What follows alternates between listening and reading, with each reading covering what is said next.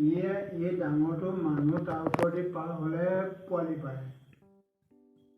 আগৰ ৰাস্তাত পৰি পৰি থাকে। সেইটো মিছা কথা।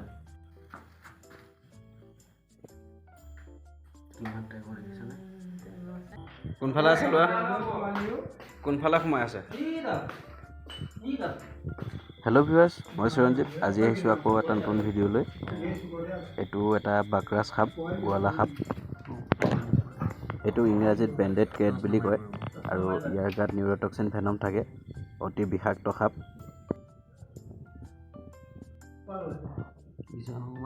ইফালে লোৱা।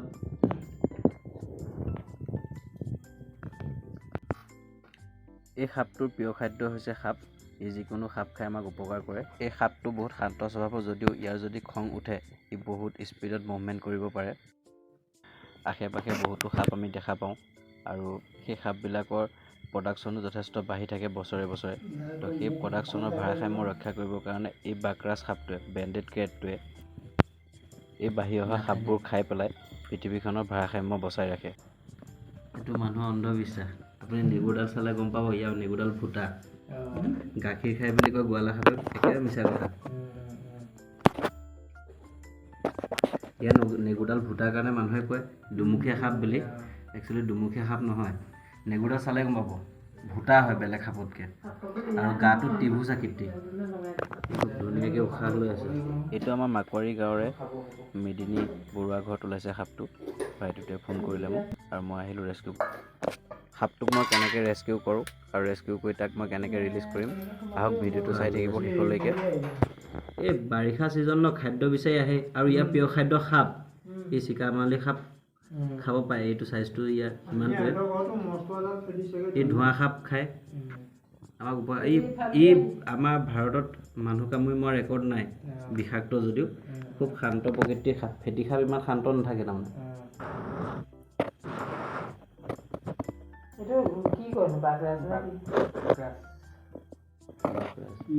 এই ডাঙৰটো মানুহ তাৰ ওপৰেদি পাৰ হ'লে পোৱালি পায়।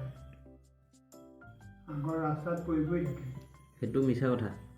লাহে লাহে যায় যে, ইয়াৰ ওপৰেদি দেও দিলে পোৱালি নাপায়। মানুহৰ তাৰমানে কি হয়, আগৰ দিনৰ মানুহবিলাকে সাপৰ বিষয়ে নাজানে ন। বহুতো অন্ধবিশ্বাস আছে সাপক লৈ। দেখিবলৈ ত্ৰিভুজ আকৃতি দিছে, কি ধুনীয়া উশাহটো, কি ধুনীয়াকৈ লৈছে। এইখনত হাৰ্ট বিটটো আছে তাৰ, এই জেগাটোত। সেইটো কাৰণে উশাহটো লৈ আছে, দেখিছেনে উশাহটো। আৰু খুব ফূৰ্তিলা, বিৰাট স্পীডত বাইট কৰে।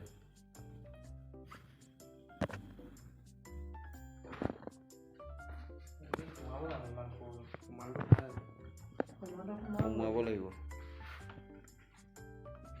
এইটো বদলত ট্ৰাই কৰোঁ, সৰু যদিও।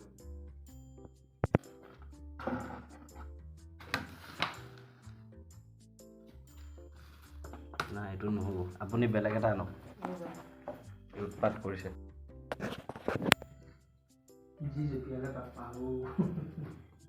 বিৰাট ফূৰ্তিলা।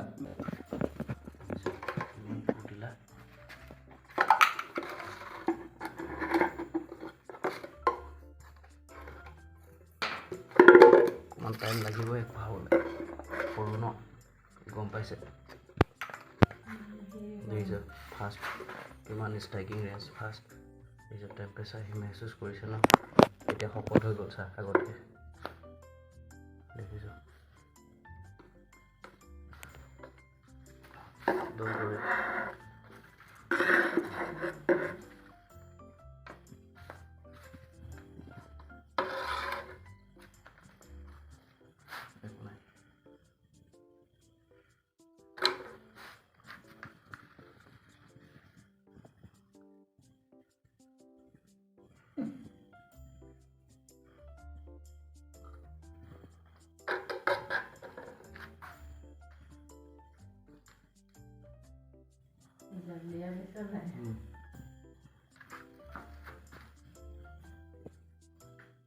কিমান টাইম কৰি দিছে না ভিডিঅ'ৰ পিছত ধুনীয়া উঠালে মজা আহিব। পেলাব পৰা নাই নহয়।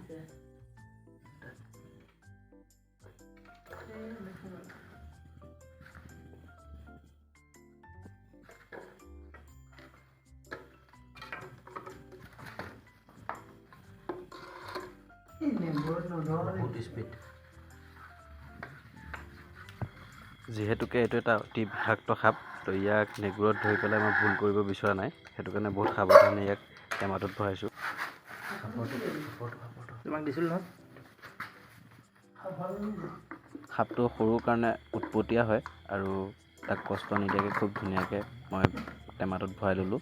এতিয়া গৈ পেলাই ওচৰৰে মুকলি জেগাত য'ত নেকি পিটনি আছে তাত এৰি দিম সাপটো।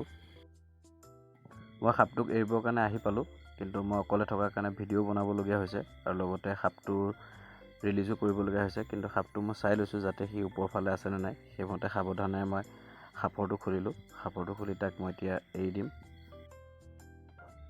এই গোৱালা সাপটোক টেমাটোৰ পৰা উলিয়াই দিয়াৰ লগে লগে সি পাৰৰ ফালে উঠি আহিছে আৰু মই তাক তলৰ ফালে যোৱাবৰ ট্ৰাই কৰিছোঁ। খুব তীব্ৰ বেগত গৈছে,